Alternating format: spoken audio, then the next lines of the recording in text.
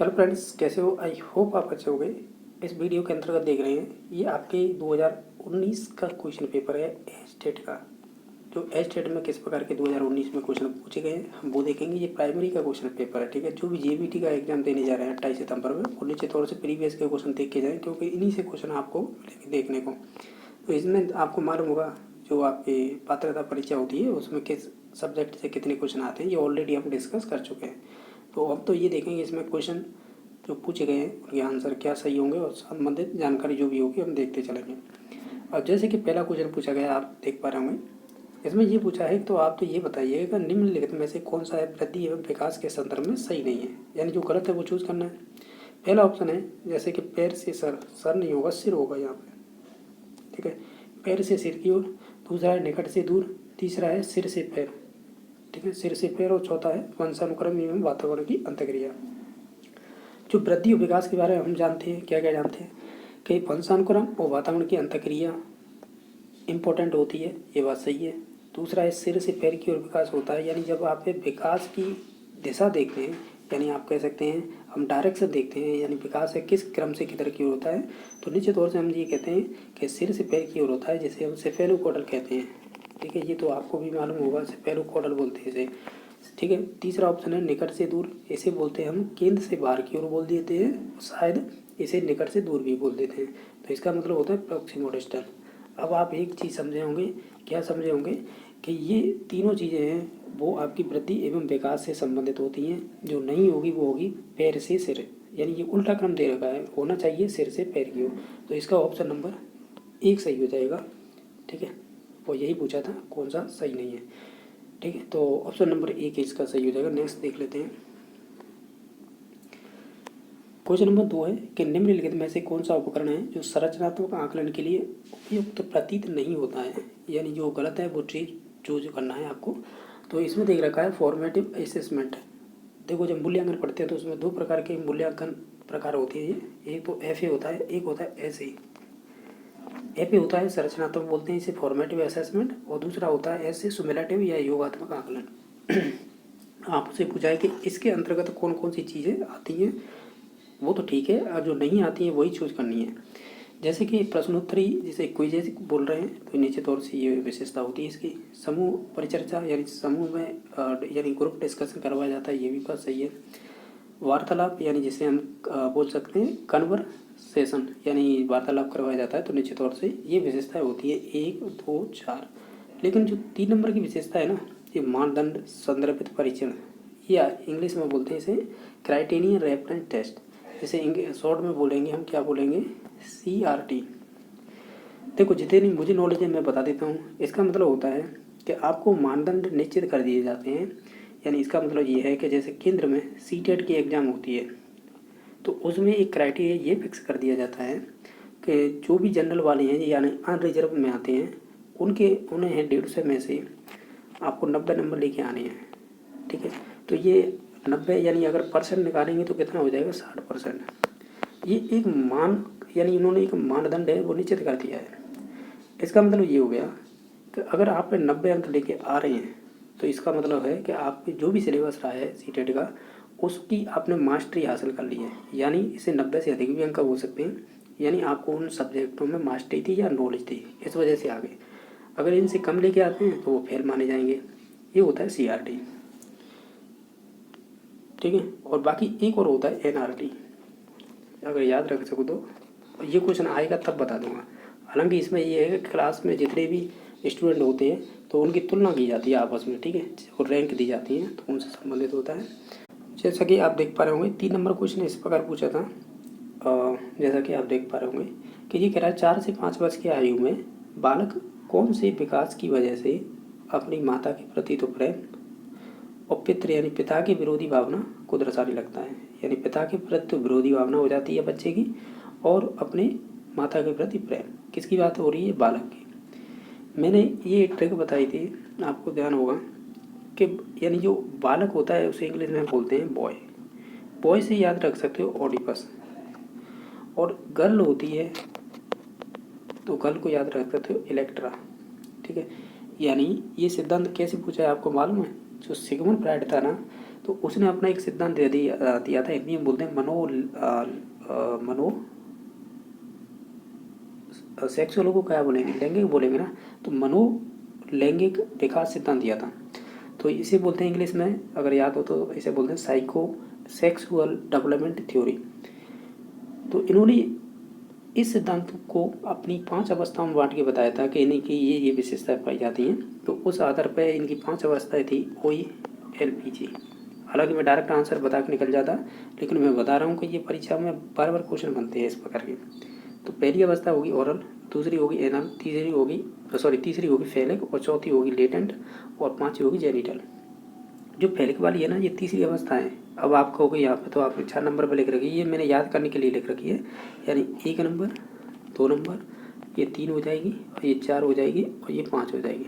तो ये तीसरे नंबर की स्टेज है ना फेलिक, इसी से संबंधित ये क्वेश्चन पूछा है।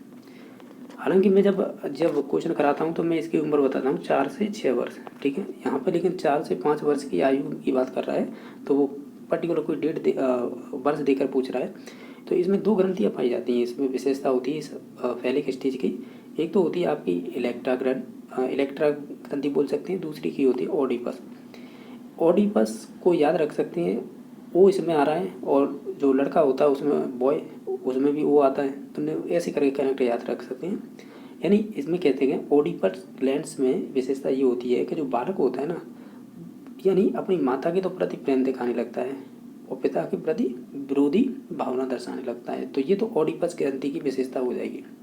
अगर यहाँ पे ये पूछता, क्वेश्चन उल्टा क्रम कर देता कि कोई लड़की है, वो अपने पिता के प्रति तो कैसा प्रेम का भाव दिखा रही है और माता के प्रति कैसा विरोधी प्रभाव दिखा रही है, तो फिर उसे क्या कहते हो, फिर हम उसे इलेक्ट्रा ग्रंथि कहते हैं।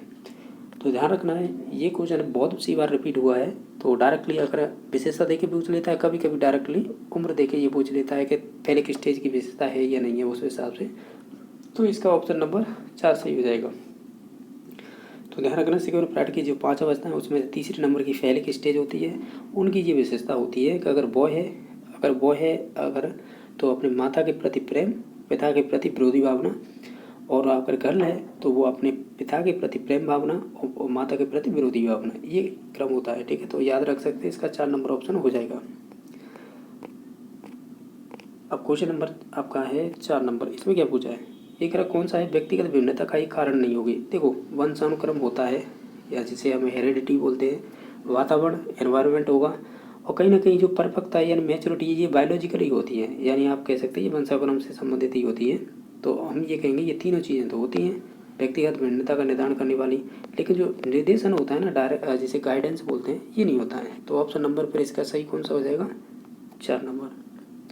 क्वेश्चन नंबर नेक्स्ट है जो है आपका 5 नंबर, इसमें पूछा है कि निम्नलिखित में से कौन सा है जो प्रतिभाशाली बालकों के लिए समृद्ध कार्यक्रम नहीं है, यानी जिसे बोलते हैं एनरिच प्रोग्राम।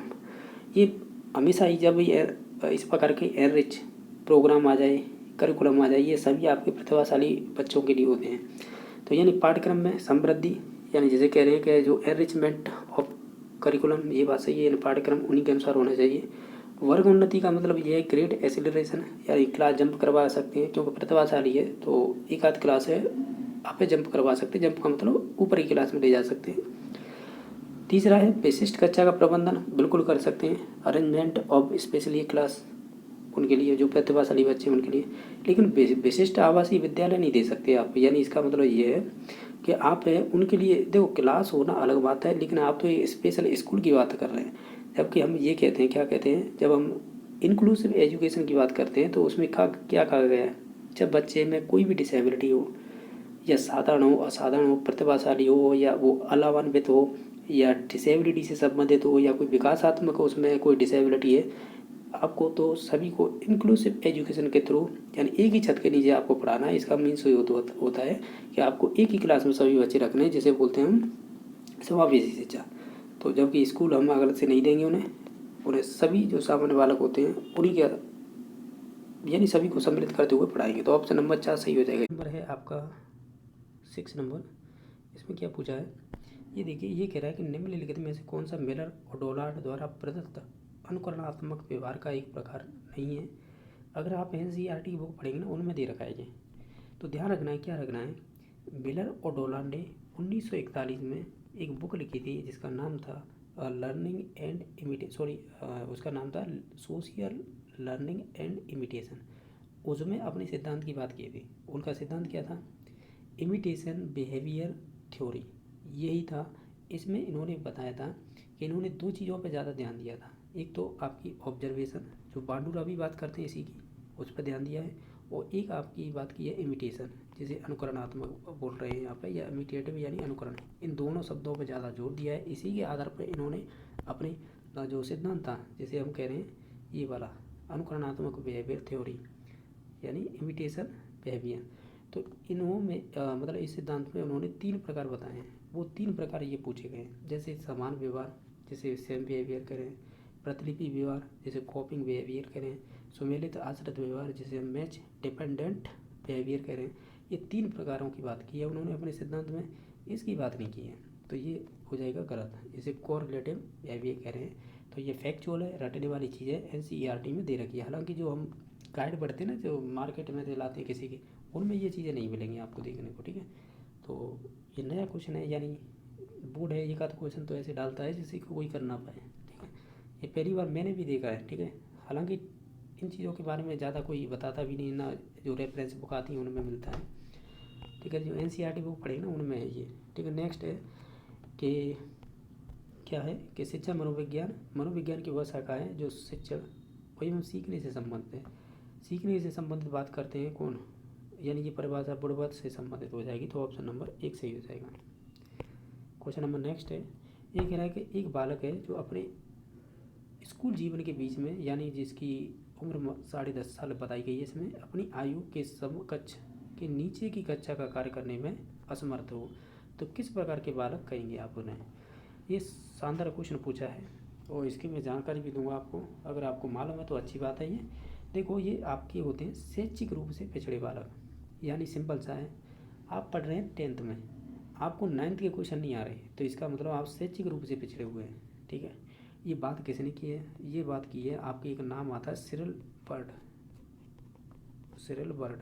और देखना इनका बड़ा ही रोल रहा है, इन्होंने 3-4 सिद्धांत दिए हैं, और उन्होंने जो शैक्षिक उपलब्धि होती है ना, उनका भी सूत्र इन्हीं के द्वारा दिया गया था, ठीक है। तो इसका ऑप्शन नंबर 2 सही हो जाएगा।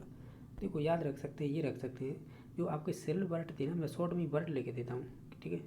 सिरिल बर्ड, इन्होंने ये कहा था, यानी एक बुक दी थी, बुक का नाम था बैकवर्ड चाइल्ड।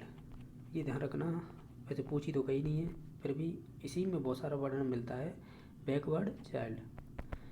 इस बुक में इन्होंने कहा था, क्या कहा था कि जिनकी भी बुद्धि लब्धि 85 से कम है, यानी 85 से कम है, तो वो शैक्षिक रूप से पिछड़े माने जाएंगे, यानी वो पिछड़े बालक कहेंगे, शैक्षिक रूप से नहीं, यानी पिछड़ी बालक हैं वो। तो ये तो एक तो ये ध्यान रखना कि वो पूछी गई परिभाषा ये, यानी ये स्टेटमेंट किससे संबंधित है, इस प्रकार क्वेश्चन आया था। दूसरा ये है कि उन्होंने क्या किया था, सिरिल बर्ड ने जब इन चीज़ों को उन्होंने लिखा ना, तो उन्होंने क्या किया था कि शैक्षिक लब्धि का एक सूत्र दे दिया था। इसे शैक्षिक, मैंने शॉर्ट में लिखा है शैक्षिक लब्धि, और शैक्षिक लब्धि को इंग्लिश में क्या कहेंगे, इसे एजुकेशनल, और लब्धि को क्वाटिएंट बोलते हैं। तो इसमें लिखने के लिए जगह नहीं, तो मैं इधर लिखता हूँ अब। तो शैक्षिक को इंग्लिश में कहते हैं एजुकेशन, तो ई हो जाएगा। क्वाटिएंट को क्यों कहते हैं, तो ई क्यू बराबर क्या होगा, उन्होंने कहा था शैक्षिक आयु।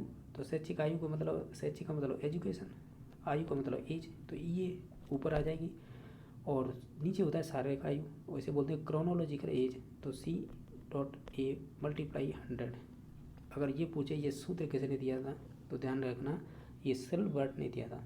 एक तो इसकी बात की है, और एक ये कही थी जिनकी भी बुद्धि लब्धि 85 से कम होती है तो वो पिछड़ी बालक माने जाते हैं। दो बात, एक बुद्धि का पदानुक्रमिक सिद्धांत पूछा जाता है, पदानुक्रमिक, ये ध्यान रखना, बुद्धि में पदानुक्रमिक सिद्धांत किसने दिया था, तो उसमें नाम आता है बर्ट एवं बर्नर। तो ये सिरिल बर्ट थे और बर्नर थे, ये हो गया। और कोई जानकारी है इससे संबंधित?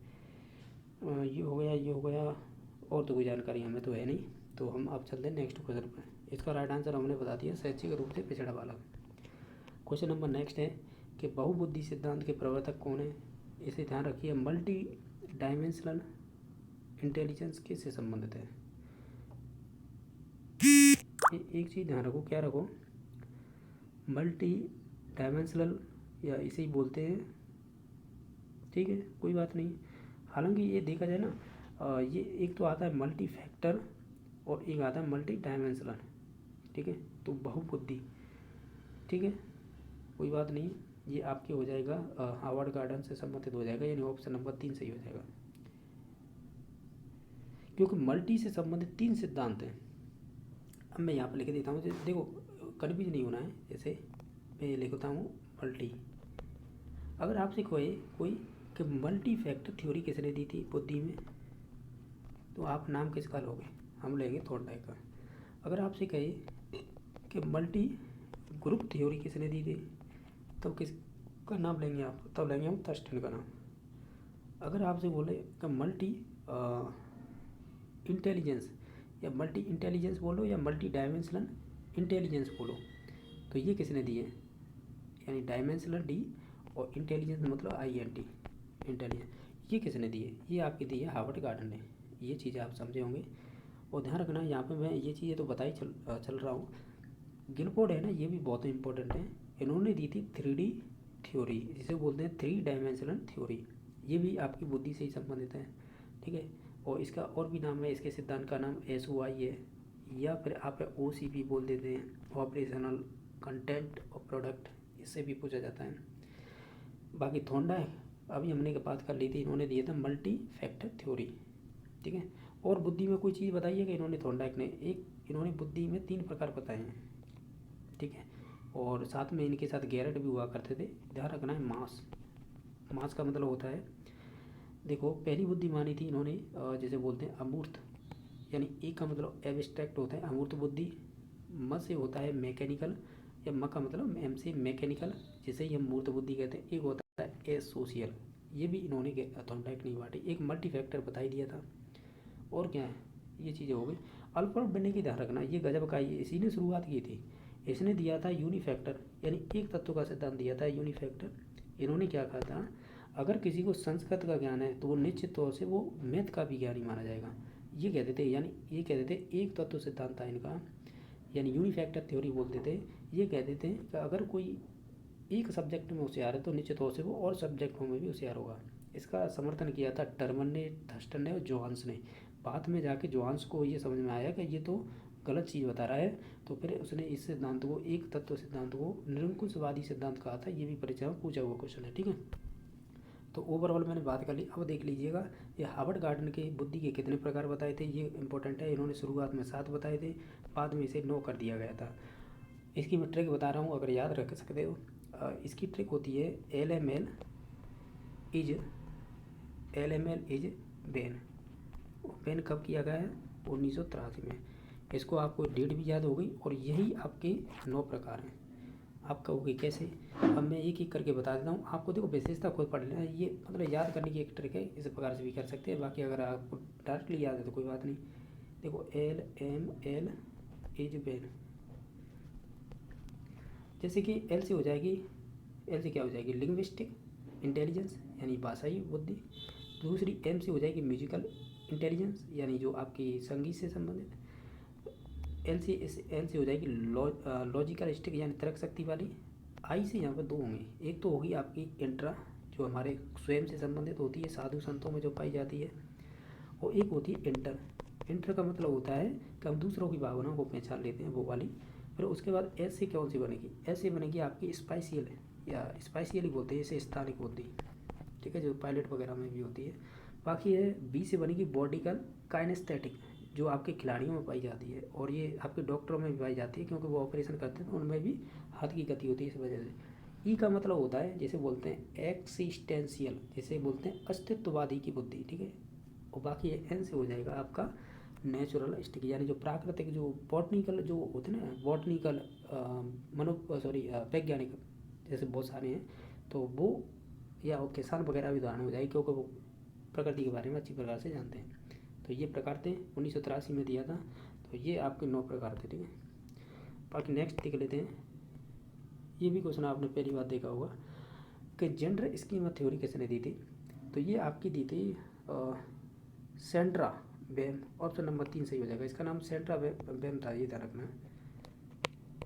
इन्होंने क्या किया था, इन्होंने जैसे कि बताने को तो बहुत कुछ है, हम ओवरऑल देख लेते हैं। इन्होंने क्या क्या कहा था इस सिद्धांत में? इन्होंने केवल यही कहा था कि जो आपके जेंडर का मतलब होता है लिंग, एक तरह से जेंडर यानी लिंग स्कीमा सिद्धांत कहते हैं। इसमें इन्होंने यानी जेंडर के प्रकार बताए थे, जैसे कि एक तो मेल हो जाता है, एक फीमेल होता है। इन दोनों का मिश्र होगा तो उसे उभयलिंगी कहेंगे, ठीक है, तो उसे उभयलिंगी कहेंगे। ये 3 प्रकार बताए थे। यानी ओवरऑल ये देखा जाए, यानी ओवरऑल देखा जाए तो इन्होंने इस सिद्धांत में यही बात की है, ठीक है। इन्होंने 3 प्रकार बताए थे, जो 3 प्रकार थे मैंने ये बता दिए, ठीक है।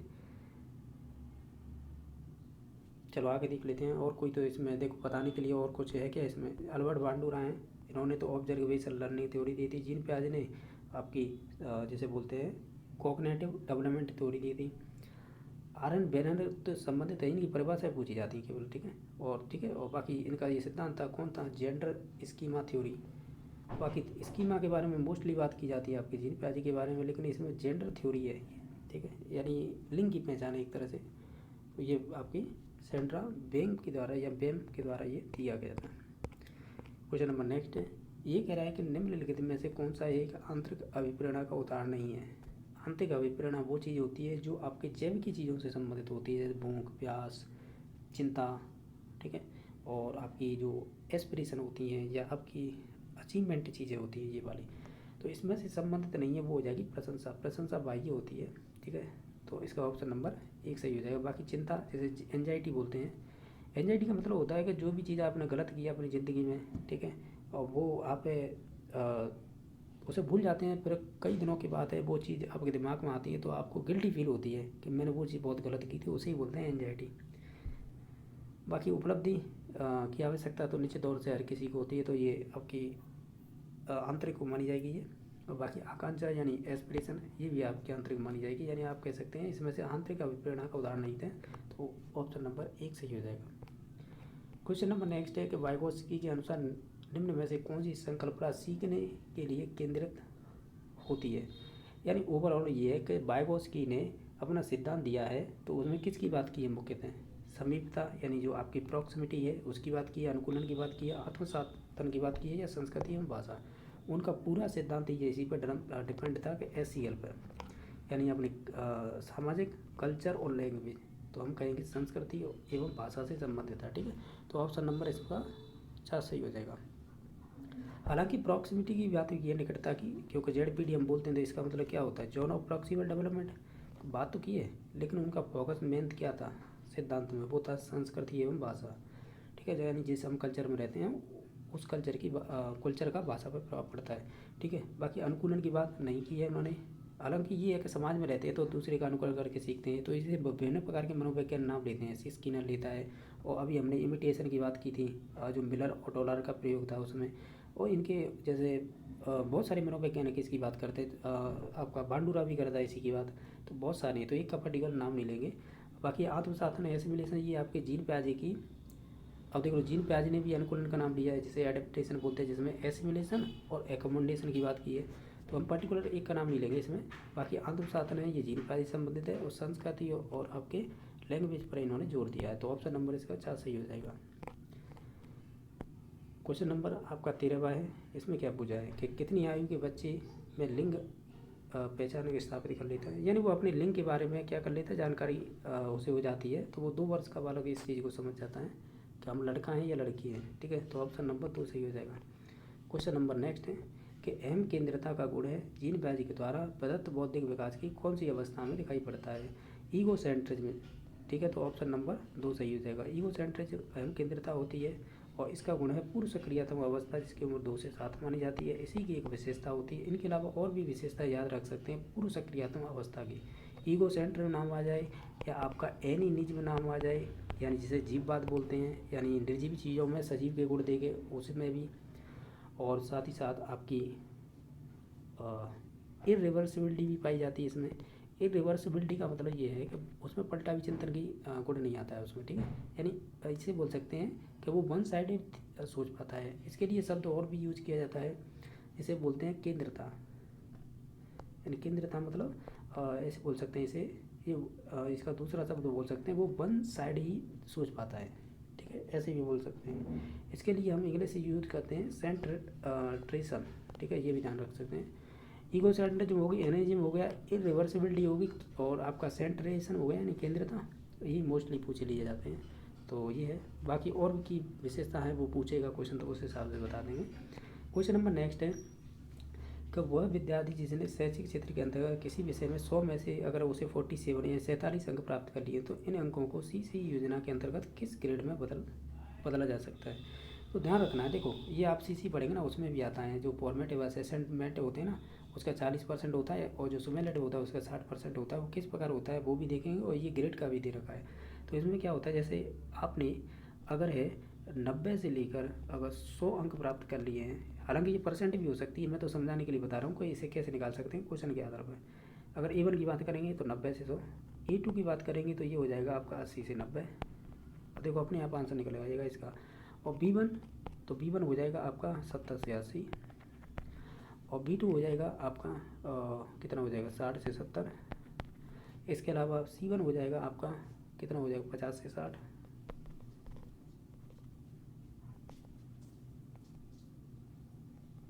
C2 हो जाएगा आपका कितना हो जाएगा 40 से 50। अब देख लीजिए क्वेश्चन क्या कह रहा था, उसने तो 47 अंक प्राप्त किए 100 में से, तो ये 40 से लेकर 50 के मध्य तो आ रहा है 47, तो उसमें फिर किस प्रकार की हम ग्रेड देंगे उसे देंगे C2 वाली ग्रेड। फिर इससे नीचे भी D होती है, D का मतलब 30 से 40, ठीक है। तो इस प्रकार ये आपके ग्रेड दिए जाते हैं। हालांकि ये पूछ लिया, इस प्रकार के क्वेश्चन बहुत कम पूछे जाते हैं। क्वेश्चन नंबर नेक्स्ट है, इसमें से बताइएगा, एक तरफ तो आपको दे रखे हैं सिद्धांत तो उनके प्रतिपादक, इनमें से कौन सा सही नहीं बुलाना वो बताना है। अनुकूलन की बात करें या अनुबंधन, कंडीशन जहाँ पर भी लग जाए आप तो CR थ्योरी है, पाउलर से संबंधित होती है, ये ध्यान रखिएगा। तो ये वुल्फ एवं रीड नहीं होगा, यहाँ पर कौन होंगे, यहाँ पर होंगे पाउलर जी, ठीक है। इन्होंने कुत्ते की पैरोटिस ग्लैंड पर प्रयोग किए थे। बाकी अंतर्दृष्टि इनसाइट थ्योरी है, ये आपकी मैक्स वर्दीमर, कॉलर, और इनके साथ एक नाम और जुड़ता है कोप्पा, ठीक है। बाकी उद्दीपन अनुक्रिया सिद्धांत ऐसा थ्योरी बोलेंगे, तो ऐसा थ्योरी में मोस्टली नाम आते हैं आपके थॉर्नडाइक का, इनके साथ नाम जुड़ा है गेट्स का, और आपके स्टीफन का भी, स्टीफन बोलते हैं, तो ये संबंधित हो जाएंगे। पुनर्बलन के सिद्धांत की बात करें तो हालांकि दिया तो क्लार्क हल ने था, लेकिन इस पर ज़्यादातर फेमस किया था स्किनर ने, तो इन दोनों के नाम दिए गए हैं, ठीक है। तो इसका मतलब आप समझे होंगे कि इसका ऑप्शन नंबर 1 सही हो जाएगा। जो वुल्फ एवं रीड है ये नहीं होगा, इसका राइट आंसर होगा, अगर यहाँ पर पावलर रहा था तब सही होता, ठीक है। तो इसका हमें गलत ही बताना था, तो ऑप्शन नंबर 1 सही हो जाएगा। क्वेश्चन नंबर नेक्स्ट है, फ्राइड के द्वारा दिया गया मनोलैंगिक विकास की एक अवस्था है जो निम्नलिखित में से कौन सी सही नहीं है। देखो मैंने इसकी ट्रिक बताई थी OALPG, अब यही देख लीजिएगा। ओरल दे रखी है, एनाल दे रखी है, इसके अलावा लेटेंट दे रखी है, अब इसके बाद तो कोई है नहीं, तो ये है आइकॉनिक। आइकॉनिक की बात करते हैं, एक जेन और ब्रूनर हुए हैं। जेन और ब्रूनर ने भी जो आपके चीनी प्याजी का सिद्धांत है ना, उसी नाम से दिया था उन्होंने, यानी आपके कॉग्निटिव थ्योरी दी थी उन्होंने, यानी संज्ञानात्मक विकास क्षेत्र का सिद्धांत इन्होंने भी वही दिया था। इन्होंने अपने सिद्धांत को 3 भागों में बांटा था। उनमें था एक तो अनेक्टिव या इनेक्टिव बोल सकते हैं इसे, दूसरा था आपका इनेक्टिव, दूसरा था आइकॉनिक जो इसमें दे रखा है ऑप्शन में, तीसरा था सिम्बॉलिक। ये 3 अवस्थाओं में बांटा था उन्होंने, तो ध्यान रखना है। ये आपके जेन और ब्रूनर से संबंधित है। जेन और ब्रूनर के बारे में 2 चीज़ें और याद रख लीजिएगा, एक तो इन्होंने खोजपागम दिया था, और क्या दिया था, एक स्कैफोल्डिंग जो आप उसमें पढ़ते ना किस में, वाइगोस्की के अंतर्गत, तो वो भी इसी ने दिया था। हालांकि उस पर ज़्यादा बात की है उन्होंने वाइगोस्की ने, ठीक है। हालांकि वो भी पूछता है कि स्कैफोल्डिंग संकल्पना किसने दी थी, वाइगोस्की राइट आंसर होता है। अगर उसमें जेन और ब्रूनर ऑप्शन दे रखा है तब फिर जेन और ब्रूनर हो जाएगा, ठीक है। इसका ऑप्शन नंबर कौन सा हो गया था, 4 नंबर। जैसे आइकॉनिक स्टेज को ही हम क्या कहते हैं, प्रतिभा अवस्था, आप तो इंग्लिश याद रखिएगा। ये जेन और ब्रूनर से संबंधित है, यही पूछा था कौन सी संबंधित नहीं है। ये फैक्चुअल क्वेश्चन होते हैं। 3 वर्ष की आयु में बालक लगभग कितने शब्द सीख लेता है, तो वो करीबन कितने सीख लेगा,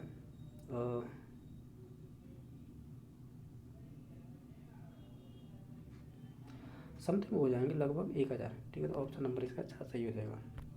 क्वेश्चन नंबर नेक्स्ट है, इसमें से बताइएगा सृजनात्मकता का तत्व नहीं है। अगर आप टॉरेंस पढ़ेंगे ना, तो टॉरेंस ने बात की है, इनमें 4 तत्व बताए उन्होंने, जैसे कि बच्चों में फ्लेक्सिबिलिटी हो, फ्लुएंसी है, ये तो फ्लुएंसी बोलते हैं इसे, तो सही है, फ्लुएंसी होनी चाहिए, लचीलापन भी होनी चाहिए, फ्लेक्सिबिलिटी होनी चाहिए, ओरिजिनलिटी भी होनी चाहिए, लेकिन रट्टामार नहीं होनी चाहिए। इसकी जगह उन्होंने एक्सप्लोरेशन का नाम दिया था, एक्सप्लोरेशन यानी विस्तारीकरण।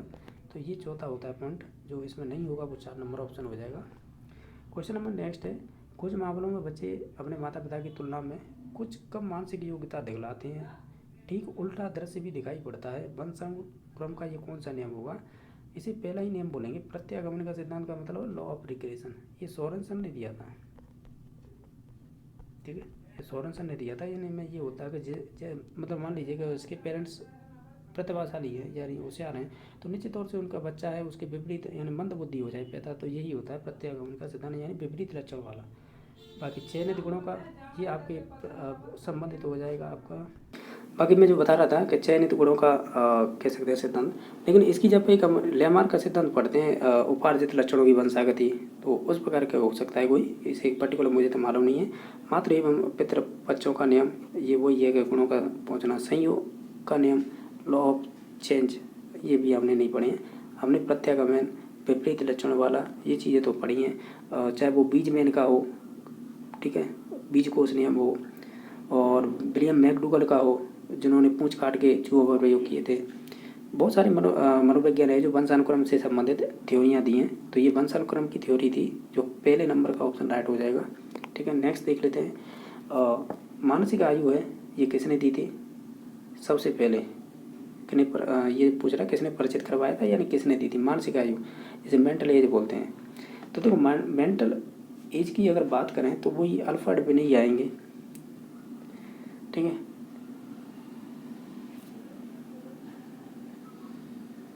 तो इसका ऑप्शन नंबर 1 सही हो जाएगा। बाकी थर्स्टन की बात करें तो बुद्धि में हम जानते हैं, क्या जानते हैं, थर्स्टन ने ग्रुप वेक्टर थ्योरी दी थी, यानी जिसे बोलते हैं थर्स्टन ने समूह कारक सिद्धांत दिया था। और समूह को क्या कहेंगे? ग्रुप वेक्टर थ्योरी, सही है। थॉर्नडाइक ने 2 सिद्धांत दिए थे, एक तो मल्टी फैक्टर थ्योरी यानी बहुकारक सिद्धांत, दूसरा इन्होंने गैरेट के साथ मिलकर 3 प्रकार बताए थे बुद्धि के। मैंने ट्रिक बताई थी, एमियास, मास यानी मैकेनिकल, एब्स्ट्रैक्ट, सोशियल। बाकी गिलफोर्ड है, इन्होंने 3D मॉडल यानी 3 डायमेंशनल सिद्धांत दिया है, जिसे त्रिविमीय या SOI का सिद्धांत भी बोलते हैं। ठीक है, अब नेक्स्ट देख लेते हैं क्वेश्चन। ओवरऑल मैंने बता दिया। अल्फ्रेड बिने ने एक ध्यान और रख सकते हैं, इन्होंने क्या एक यूनिफैक्टर थ्योरी दी थी, यानी इन्होंने ये कहा था जो बुद्धि है ना वो केवल एक ही तत्व से मिलकर बनी है, ठीक है, यही सार्वभौमिक है। लेकिन इसे समर्थन इसका कर रहे थे उस टाइम पर टर्मन, थर्स्टन और जोहान्स को मालूम हुआ कि ये तो गलत बता रहा है, फिर उसने इसे निरंकुशवादी सिद्धांत कहा था, ठीक है। और इसके अलावा फिर इसके बाद 2 फैक्टर थ्योरी आई, फिर 3 फैक्टर, फिर मल्टी फैक्टर, ये हमने पढ़ रहे थे, जिसमें से आपके थॉर्नडाइक हो गए, फिर ग्रुप थ्योरी आई थर्स्टन, फिर गिलफोर्ड ने 3D आयाम सिद्धांत दिया था। यानी विभिन्न मनोवैज्ञानिक थे बुद्धियों के बारे में बताना। आपका नेक्स्ट है जो है 22 नंबर, वो इस प्रकार पूछा है, जैसा आप देख पा रहे होंगे। ये 22 नंबर क्वेश्चन इस प्रकार पूछा है, ये कह रहा है कि AAMD और तथा MPA के अनुसार है जो गंभीर मानसिक मंदता युक्त बालकों का बुद्धि लब्धि परास क्या होगा। ये सबसे बेस्ट क्वेश्चन लगा है मुझे इन सभी क्वेश्चनों में, क्योंकि ये वाला क्वेश्चन है बहुत अच्छा पूछा है। अब मैं इसे है आप देख लीजिएगा। इसमें जो गंभीर रूप से जो मानसिक रूप से मंद बालक होते हैं ना, जिन्हें देखो यहाँ पे इंग्लिश में कहा गया है, जो आपके सेवर वाले बच्चे होते हैं ना, वो मेंटल रिटायर्ड होते हैं बच्चे। तो इनकी आप बताइए कि IQ कितनी होगी, यानी बुद्धि लब्धि। ये वो वाली नहीं है जो हम सामान्य टर्मन की पढ़ लेते हैं, जैसे कि औसत वाले बच्चों की बुद्धि लब्धि 90 से 110 होती है, या प्रतिभाशाली 140 से ऊपर वाले बुद्धि लब्धि वाले होते हैं। इस प्रकार नहीं, ये मानसिक रूप से मंदित हैं। इन्हें 4 प्रकार से बांटा है, और वो भी किस संस्था ने, जिसका नाम है AAMD और APA। अब मैं आपको इसके बता देता हूँ। जो देखो ये क्या चीज़ है, मैंने स्क्रीनशॉट ले रखा है, ये बुक के थ्रू बता रहा हूँ। जो आपकी AAMD के अनुसार है या APA के द्वारा प्रमाणित है, ये क्या चीज़ है, American association of mental deficiency, यानी इसकी बात हो रही है, ये इसके द्वारा प्रमाणित है। पर ये क्या चीज़ है? APA है अमेरिकन साइकोलॉजिकल एसोसिएशन है, वहाँ का संगठन है। उन्होंने इसे प्रमाणित किया था कि जो आपके मानसिक रूप से जो मंदित वाले बालक होते हैं वो 4 प्रकार से होते हैं। और 4 प्रकार से कौन से होते हैं मैं वो अब बता रहा हूँ, ठीक है। अब देख लीजिएगा, ये होते हैं 4 प्रकार के, ठीक है। अब 4 प्रकार के कौन से होते देखिएगा, जैसे मैंने स्क्रीनशॉट ले रखा है ये बुक का, जिसमें देखिएगा कैसे कि पहले होते हैं अल्प मंदन, जिसे बोलते हैं इंग्लिश में माइल्ड मेंटल रिटार्डेशन, यानी जिसे हिंदी में कहेंगे साधारण मानसिक दुर्बलता वाले बच्चे। ये इनकी आईक्यू है, हमें आईक्यू ही पूछी थी। हालांकि मैंने ये लिख रखा है कि विश्व में इनकी कितनी जनसंख्या % है और बाकी इनकी कौन सी कक्षा में होंगे और इनकी तब उनकी मानसिक आयु कितनी होगी। ठीक है, तो ये चीज़ें इसमें दे रखी हैं, हालांकि हमें यहाँ तक देखना है। ठीक है, जो काम की चीज़ है। ठीक है, पहला प्रकार माइल्ड था, ये ध्यान रखिए, माइल्ड के पीछे MR लगा रहना है, यानी मेंटल रिटार्डेशन। सेकंड था मध्यम, जिसे हम मॉडरेट कह रहे हैं, उसके पीछे MR लगा दीजिएगा।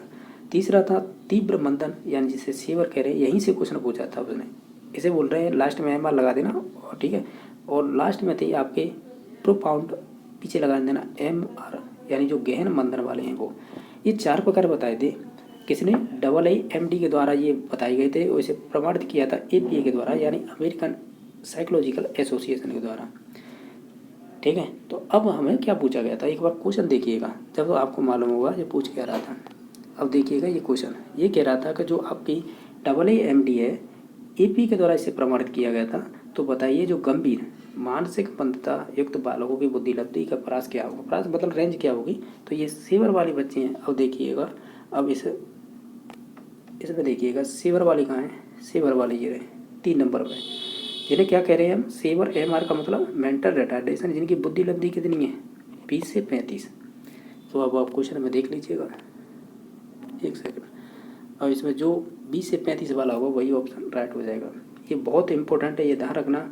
जिस वजह से आपको मैंने बताया था, एक बार और देख लीजिएगा या स्क्रीनशॉट ले लीजिएगा अगर आपके पास नहीं लिखा है। इसके अलावा और भी बताऊंगा आपको, नीचे आइएगा, अब देखिएगा क्वेश्चन। ये तो चलो पूछ ही जाते हैं, बुद्धि लब्धि से लेकर ये पूछे जाते हैं कि इनमें शिक्षण योग्य कौन से बालक होते हैं, तब हम नाम लेते हैं माइल्ड वाले। माइल्ड वाले क्यों नाम लेते हैं माइल्ड, इसलिए लेते हैं क्योंकि जो इनकी बुद्धि लब्धि होती है ना वो 55 से 70 होती है, यानी इन्हें प्रशिक्षण के द्वारा हम इन्हें मतलब शिक्षण योग्य कर सकते हैं, यानी शिक्षा दे सकते हैं। सिंपल सा प्रशिक्षण क्या है, शिक्षा दे सकते हैं इन्हें। ठीक है, तो ये है। और है आप बाकी देख लीजिएगा कि अब इसमें पूछता है कि प्रशिक्षण योग्य बालक कौन से होंगे, यानी ट्रेनेबल, तो वो होंगे मॉडरेट वाले। और मॉडरेट वाले कौन से होंगे, वो देखिएगा 2 नंबर ऑप्शन, यानी जिनकी बुद्धि लब्धि है 35 से 55 है, उन्हें आप ट्रेनेबल यानी प्रशिक्षण योग्य बना सकते हैं। यानी किसी चीज़ को, जैसे कंपनियों के काम वगैरह, यानी बच्चों को ऐसी ट्रेनिंग दी जाए उसे वो कर सकते हैं शारीरिक रूप से। तो इस प्रकार के बच्चों की बात कर रहा है जिनकी बुद्धि लब्धि 35 से 55 है। तीसरा देख लीजिएगा, ये है संरक्षण योग्य, यानी ये वो है इन्हें दूसरों की सहायता चाहिए, ये अपने आप कोई भी कार्य नहीं करेंगे, जिन्हें बोलते हैं कस्टडियन। ठीक है, इसमें आगे सीवर वाले बालक और प्रोपाउंड, यानी जो लास्ट की जो 2 अवस्थाएं थी ना, देखिएगा 3 नंबर और 4 नंबर, ये वाले वो होते हैं। इन्हें हैं आप शिक्षा देंगे तो किस प्रकार की शिक्षा देंगे, इन्हें देंगे ऑक्यूपेशनल टास्क दे सकते हैं, जिसे व्यवसायिक कार्य बोलते हैं। ठीक है, तो इसमें क्या दे सकते हैं, इसमें लिख तो नहीं रखा है, यानी ये संरक्षण योग्य होते हैं, इन्हें दूसरों की हेल्प चाहिए होती है। अब इनकी बुद्धि लब्धि देखना चाहो तो देख लीजिएगा, हमें पूछी थी इसकी, तो इसकी थी 20 से 35। और गहन मंदन वाले होते हैं ये प्रोफाउंड MR वाले, इनकी बुद्धि लब्धि 0 से 20 होती है। ये बिल्कुल एक तरह से ये कह सकते हैं कि बोझ हैं जीवन पर, ये है। ठीक है, तो इस प्रकार ये डिवाइड कर रखे थे। नेक्स्ट क्वेश्चन देख लेते हैं, इसका राइट आंसर हो गया था 3 नंबर ऑप्शन। और क्वेश्चन नंबर नेक्स्ट है, ये क्वेश्चन पूछा है कि जो रॉस के अनुसार है विकास की कौन सी अवस्था मिथ्या परिपक्वता काल कहलाता है, जिसे हम सीडो क्या कहते हैं, इंग्लिश कहाँ है इसकी, ये रहा सीडो मैच्योरिटी स्टेज बोलते हैं। रॉस एक मनोवैज्ञानिक थे और इन्होंने बहुत सारी बाल्यावस्था की विशेषता बताई थी, उनमें से मुख्य उन्हीं की बात करेंगे। अब जैसे इन्होंने क्या क्या बात कही मैं उनकी बता देता हूँ। रॉस ने बताया था कि पहली बात की थी कि जो आपकी बाल्यावस्था होती है ना, इसमें आपके जो विकास होता है वो स्थिर हो जाता है, स्थिरता पाई जाती है, यानी धीरे धीरे बहुत स्लो हो जाता है विकास। पहली तो ये विशेषता थी। दूसरी ये थी कि इसमें क्षतम परिपक्वता पाई जाती है, यानी झूठी मैच्योरिटी पाई जाती है। यानी ऐसे करके कुछ ऐसे कार्य होते हैं जिनमें बच्चा है उसे मालूम है कि मैं नहीं कर सकता, फिर भी झूठ बोलता है कि मैं इसे कर लूँगा, यानी जो बड़े मेंबर करते हैं उस काम को। ठीक है, ऐसे समझ सकते हैं, यानी चरम परिपक्वता मतलब झूठी एक तरह से मैच्योरिटी दिखाता है वो कि मैं इस काम को कर सकता हूँ, जबकि वो नहीं कर सकता है। तो ये तो रॉस से संबंधित था, तो ये हो गया ऑप्शन नंबर 2। इसमें और नाम बता देते हैं अपने सिगमंड फ्रायड कहाँ रह जाएंगे। वो कहते हैं कि ये जीवन का निर्माणकारी काल होता है। कौन? बाल्यावस्था। किसने कहा था? ये फ्रायड ने कहा था, ये ध्यान रखना है। और इन्होंने रचनात्मकता शब्द यूज किया था निर्माणकारी के लिए, क्योंकि अगर आप ध्यान दें तो सिगमंड फ्रायड ने जो अपने सिद्धांत को 5 अवस्थाओं में बांटा था ना, तो इसमें 4 नंबर की अवस्था आती थी। कौन सी? लेटेंट। इसका मतलब आप जानते हैं क्या है? इस लेटेंट का मतलब होता है कि बच्चों में जो काम होती है ना, सेक्स, ये इसका मार्गांतरीकरण हो जाता है। इसका पंचातर वो मतलब इसकी एनर्जी है वो आपके खेल में लग जाएगी या कोई रचनात्मक कार्यों में चली जाती है, इसलिए इसे मार्गांतरीकरण कहते हैं। इसलिए इम्पोर्टेंट है ये वाली लेटेंट स्टेज, यानी बाल्यावस्था से संबंधित होती है। इसमें जो काम यानी सेक्स की जो प्रवृत्ति होती है वो खेलों में या नए नए कार्यों में उधर की तरफ चली जाती है। ठीक है, ये कहा था निर्माणी काल, यानी निर्माणकारी काल कह सकते हैं या निर्माणकारी काल कहेंगे, ये फ्रायड ने कहा था। ये तो होगी बाल्यावस्था से। और इनकी और विशेषता याद रख सकते हैं बाल्यावस्था में। एक तो आप सिमिलर होमोसेक्सुअल होते हैं, यानी समलिंगी मान सकते हैं, यानी लड़के लड़के हैं, मित्रता रहती है। इसमें प्रबल जिज्ञासा रहती है हर चीज़ की जानने की। ठीक है, यानी क्यूरोसिटी, ये भी विशेषता है। और क्या, रॉस हो गया, ये हो गया। हाँ, एक कॉल और ब्रुश की परिभाषा और ध्यान रखिएगा। मैंने यहाँ पर कॉल लिख दिया, ये कॉल है, ये ध्यान रखना। कॉल और ब्रुश यानी कोलगेट और ब्रुश, इसकी कौन सी परिभाषा थी? इसकी एक परिभाषा थी, ये अनोखा काल माना जाता है संविगात्मक रूप से। ठीक है, ये ध्यान रखना है। और मैं इसमें अपनी तरफ से बताऊं, ध्यान रखना है, इसमें सहयोग की भावना, यानी सिंपल चाहिए, बच्चे में समाजीकरण होने लग जाता है। सहयोग, जिसमें सहानुभूति, परानुभूति और पीयर ग्रुप, ये सभी प्रवृत्तियाँ पाई जाती हैं। हाँ, एक और है, क्या चीज़ याद रख सकते हैं इसके अलावा, इनमें अर्ली स्कूल एज और भी बोलते हैं इसे, ये ध्यान रखना। एक किलपैट्रिक और हुए हैं जिनके, हालांकि उन्होंने किशोरावस्था के बारे में ज़्यादातर बताया, लेकिन उन्होंने एक परिभाषा दी कि ये जो बाल्यावस्था होती है वो प्रतिद्वंदात्मक होती है। और फिर पीछे रह रहे थे, उन्होंने भी कहा था कि उन्होंने सिल्ड वर्ड थे ना, ये वर्ड एवं वर्णर नाम लेते हैं, तो उसमें सिल्ड वर्ड थे। उन्होंने बताया था कि मंद बुद्धि वाले, शैक्षिक रूप से पिछड़े बालक के बारे में। तो उन्होंने एक परिभाषा दी थी इनके बारे में, बाल्यावस्था के बारे में। यानी कि मैंने वो स्टेटमेंट है जो मोस्टली बाल्यावस्था के बारे में कहते हैं। ठीक है, तो ये कहते हैं कि जो बाल्यावस्था वाले बच्चे होते हैं ना, वो बिना उद्देश्य के यानी निरुद्देश्य भटकते रहते हैं, चाहे वो भ्रमण हो, यहाँ भटकते रहते हैं। तो उन्होंने 2 शब्द यूज किए थे, एक तो भ्रमण और एक साहसिक कार्य के लिए ये जाने जाते हैं बाल्यावस्था वाले बच्चे। निरुद्देश्य भटकते हैं, इनमें भ्रमण की प्रवृत्ति पाई जाती जाता है, घूमते रहते हैं इधर उधर, और साहसिक यानी एडवेंचर के कार्य भी करते रहते हैं। ये कहा था सिल्वर्ट ने, ये मुख्यतः विशेषता थी। बाकी अन्य की कोई पूछा जाएगा क्वेश्चन तो सभी की विशेषता बता देंगे। और क्वेश्चन नंबर नेक्स्ट है 24। इसमें पूछा है कि विद्यार्थियों द्वारा प्रत्येक इकाई की समाप्ति पर मानदंड संदर्भित ऐसे परीक्षण जिनमें विविध प्रकार की मूल्यांकन तकनीक के द्वारा लिए गए परीक्षण में प्रदर्शन किया जाता है, यह किस प्रकार का मूल्यांकन होगा। देखो ध्यान से देखें, इसमें दे रखा है मानदंड संदर्भित, तो इसे इंग्लिश में क्या कहेंगे? इंग्लिश में कहाँ दे रखा है? ये क्राइटेरियन रेफरेंस टेस्ट। हालांकि मैंने बताया था इसका ये आपके सीटेट का मैं 60% रख देते जनरल वाले या अनरिजर्व के लिए। तो इसमें मास्टरी देखी जाती है सब्जेक्टों की, क्या आप आती है या नहीं आती है। तो ये इन्हें क्या कहेंगे? देखो कंटिन्यूस इवोल्यूशन तो होता नहीं है, ये ध्यान रखना, लगातार इनका परीक्षण नहीं करते हैं। तो हम कहेंगे ये नियत कालिक होगा, यानी पेरियोडिक इवोल्यूशन होगा। ठीक है, तो ऑप्शन नंबर इसका 2 सही हो जाएगा। क्वेश्चन नंबर नेक्स्ट है कि आरंभिक बाल्यकाल का आयु समय काल क्या होगा, यानी आयु समूह काल क्या होगा? समूह काल। आरंभिक बाल्यकाल का मतलब शुरुआत की, जो हम कह रहे हैं ऐसे अर्ली चाइल्डहुड की उम्र पूछी है, तो अर्ली चाइल्डहुड की उम्र होती है 2 से 6 वर्ष, तो ऑप्शन नंबर 3 सही हो जाएगा। और बाकी डिसलेक्सिया संबंधित होगा आपके लेखन संबंधित, डिसलेक्सिया तो पढ़ने संबंधित होगा, तो ऑप्शन नंबर 2 सही हो जाएगा। क्वेश्चन नंबर नेक्स्ट है, इसमें बताना है आपको, और इससे पहले और क्वेश्चन देख लेते हैं क्योंकि ये समझाना पड़ेगा ज़्यादा। क्वेश्चन नंबर आपका नेक्स्ट है, जो बारिश हो रही है उस वजह से अगर आवाज़ नहीं आ रही है तो थोड़ी देर के लिए आप देख लेना कि 2-3 क्वेश्चन ही रह गए, इन्हें और करा दें, उसके बाद है तो बाद में करा लेंगे। ये जो परिभाषा है ना, सीख रहा ही विकास है, ये आपकी बुढ़वत की परिभाषा है, 1 नंबर ऑप्शन हो जाएगा। इसमें पूछा था कि जो सृजनशील बालक होते हैं ना, विकसित करने के लिए एक अध्यापक को क्या नहीं करना चाहिए। तो उनके जो भी वो क्रिएटिविटी उनके दिमाग में चल रही है या एक्टिविटी कर रहे हैं, तो उन्हें रेस्ट्रिक्ट रिस्ट्रिक्ट नहीं करना चाहिए, यानी उन्हें प्रतिबंधित नहीं करना चाहिए। बाकी ये तीनों विशेषताएं हैं वो प्रतिभाशाली बच्चों की हो जाएंगी। नेक्स्ट है इसमें बताना था कि जैसे कि एक विद्यार्थी है वो नई ज्ञान को इस तरह से सीखता है कि वो पहले सीखे हुए संप्रत्य जो कॉन्सेप्ट हैं और जो नियम है उनका परिमार्जन और विवर्धन करता है, यानी उन्हें मॉडिफाई करता है। तो इसे अधिक हम को क्या कहेंगे, तो इसको कहेंगे हम कोरिलेटिव कहेंगे, यानी ऑप्शन नंबर इसे कहेंगे 4 नंबर ऑप्शन। अब एक क्वेश्चन और छूट रहा था, ये वाला, कौन सा वाला, ये वाला। ये ध्यान रखना है जब आपसे ये कहे कि जब हम एक ही विषय के विकास का अध्ययन अधिक समयावधि तक करें हम उसे हम बोलते हैं अनुदैर्घ्य, यानी लॉन्गिट्यूडिनल बोलेंगे।